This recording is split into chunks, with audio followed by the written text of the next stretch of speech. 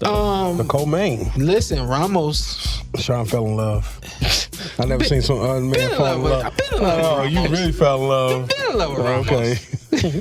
I don't know what you talking Guido was tough.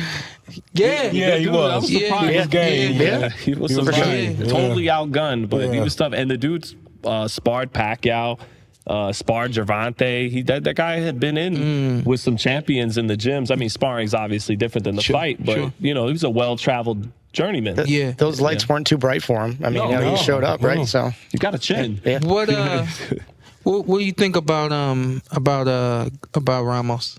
So I'm gonna keep. I think I'm just gonna keep saying this about him. I like his skills. I like his composure. I like his IQ. I like that he rehydrates and he's huge at 154. The one thing he still, I think, just me, that he has to figure out and grasp is, Canelo, when he was his age, did the boxer puncher thing too. And I think, but then in the second Golovkin fight, he figured out, I could do all the skills I got. I can do it going forward, imposing myself on these fighters.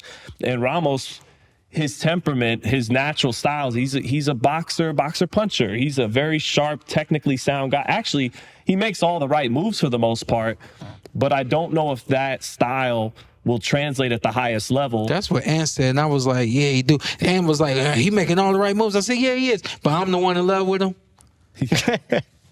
But the only issue is, Antt said he was the most technical boxer in the game. Okay, relax. Did I you didn't say say that. No. I was like, he's looking like a technician right now, not in the game. That's what I heard. Okay, you taking it too far. You said The something technician, like I think, is Terrence Crawford. that. The technician is Terrence. Yeah. But he's nice though, right? Yeah, he's nice. Yeah, because you said nice. But you said something that I was like, yeah, you're right. And you was singing high praise. I was giving him praise. Yeah. That was a great performance. Yeah. And he had an opponent that was sitting there game for him. I just think at 154, he a problem. You're going to have to stop him. He's coming. So when are they going to release him? Let him go. It's time for him to get a big name and...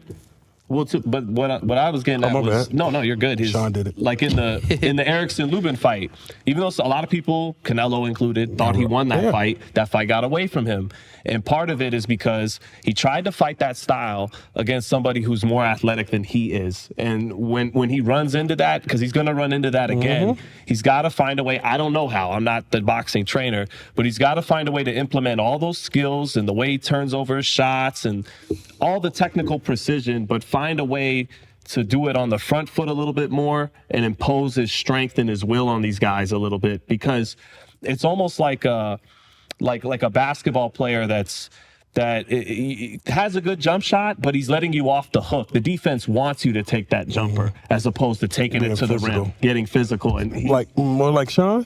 Not like Sean, like that. He's not the same physical dimensions, but I don't know, maybe because he likes to fight with the lead hand low a lot. His temperament is to box, and maybe, I don't know, pick it up, learn a little bit of that high guard action, keep the same precision, the same southpaw skills, but find a way to do it imposing yourself in that size you rehydrate into on them more. Because by just being more of a pure boxer, that you're going to run into problems when you run into the Lubins and Charlo. Maybe not now, but Charlo when he was Charlo. Don't get me wrong, Charlo's still Charlo. He just lost to Canelo. Right, but a lot of people counting him out. Right. But that's why that fight got away from him in the center of the ring, and he could only get his best work done when he got Lubin on the ropes. Because in the center of the ring, faced with a fighter with quicker hands and feet than him, trying to fight in that style is not, he's got to find a way to mix it in with a little bit more aggression.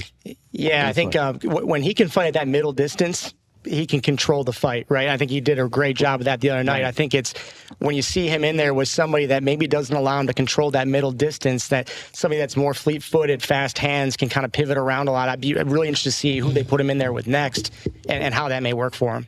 Right. So, but he's good. And he's leveling up. I mean, he got 2 wins in 8 weeks. Nobody does that anymore. Crazy. Yeah. Sean couldn't believe he was seeing him in the ring again. Yeah, I was like, did he just fight?